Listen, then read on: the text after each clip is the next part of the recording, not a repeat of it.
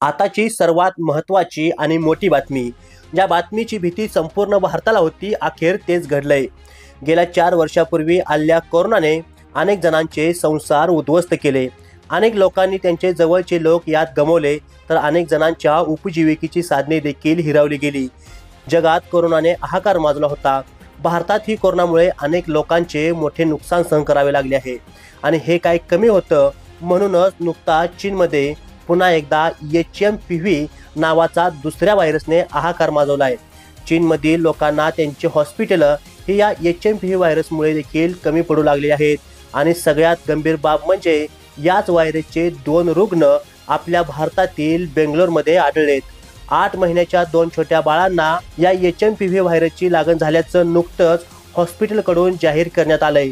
कर्नाटक राज्यातील बेंगलोर येथे छोट्या बाळांना या व्हायरसची लागण झाल्याचं कन्फर्म सांगण्यात आलंय। विशेष म्हणजे या दोन्ही बाळांच्या प्रवासाची कोठेही हिस्ट्री नाहीये, म्हणजे त्यांनी कुठेही प्रवास केला नाहीये। परंतु असं असूनही या दोघांना व्हायरसची लागण झाल्याचं सांगण्यात आलंय। चीनमधून आलेल्या रिपोर्टनुसार लहान बाळ आणि वयस्कर लोक या व्हायरसला लवकर बळी पडत असल्याचं सांगण्यात येतंय। या व्हायरसची लक्षणे ही कोरोनासारखी सेम असल्यामुळे लोकांना याबाबत अधिक दक्षता घ्यावी लागणार आहे। बेंगलोरमधील रुग्णालयातील या 2 बाळांना या व्हायरसची लागण झाल्याचं समोर येतंय। त्यासोबत TV18ने आणि न्यूज इंडिया या वृत्तवाहिन्यांनी दिलेल्या माहितीनुसार कर्नाटक सरकारच्या आरोग्य विभागानेही या वृत्तास पुष्टी दिली असून कर्नाटक सरकारच्या आरोग्य विभागाकडून या 2 बाळांना HMPV व्हायरसची लागण झाल्याची बातमी पुष्टी देण्यात आली आहे। त्याचबरोबर केंद्र सरकारच्या आरोग्य विभागाकडूनही या बातमीला दुजोरा देण्यात आला आहे। इंडिया टुडे या वृत्तवाहिनीने दिलेल्या रिपोर्टनुसार बेंगलोरमधील या 2 बाळांना HMPV व्हायरसचा प्रादुर्भाव असल्याची बातमी खरी असली तर यात कोणताही ड्रोन पसरवला याबाबत आणखी खात्री नसल्याचं सांगण्यात येतंय।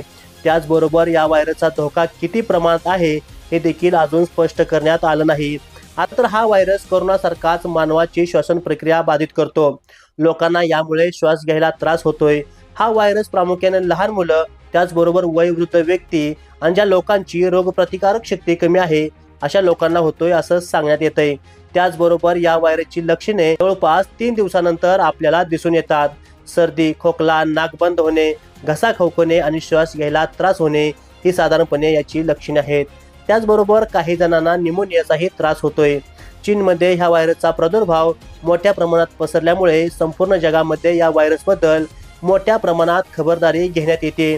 मिळालेल्या रिपोर्टनुसार चीनमधील हॉस्पिटलं ही आता लोकांना कमी पडू लागली आहेत। त्याचबरोबर भारत सरकारच्या अधिकाऱ्यांनीही आम्ही परिस्थितीवर पूर्णपणे लक्ष ठेवून आहेत। हा रोग पसरू नये म्हणून ज्या काही उपाययोजना कराव्या लागणार आहेत त्या सर्व आम्ही करायला तयार आहे असं देखील सांगण्यात आलं। या व्हायरसमध्ये आपण पुढील प्रमाणे काळजी घेऊ शकतो। जेव्हा आपला खोकला किंवा शिंक येत असेल तेव्हा आपले तोंड आणि नाक रुमालाने किंवा टिश्यू पेपरने झाका। साबण आणि पाणी किंवा सॅनिटायझरने आपले हात वारंवार धुवा। ताप, खोकला आणि शिंक येत असल्यास सार्वजनिक ठिकाणांपासून दूर राहावा। पाणी भरपूर प्या आणि पौष्टिक खावा। संक्रमक कमी करण्यासाठी सर्व ठिकाणी पुरेसे वायुविजन म्हणजे व्हेंटिलेशन होईल याची दक्षता घ्यावा। सर्वात महत्त्वाचे काय करू नये तर हस्तांदोलन करू नये। दुसरी महत्त्वाची गोष्ट म्हणजे टिश्यू पेपर आणि रुमालाचा पुनर्वापर करू नये। आजारी लोकांशी जवळचा संपर्क करू नये। डोळे, नाक आणि तोंड यांना वारंवार स्पर्श करू नये। सार्वजनिक ठिकाणी थुंकणे थांबवावे आणि डॉक्टरांचा सल्ला घेतल्याशिवाय कोणतेही औषध घेऊ नये अशा ठिकाणी सांगण्यात येते। आपणही या व्हायरसच्या संदर्भात असणाऱ्या सर्व गोष्टींवरती लक्ष ठेवून असणार आहोत। याबाबत अधिक बातम्या जाणून घेण्यासाठी पाहत रहा बोल बिंदास।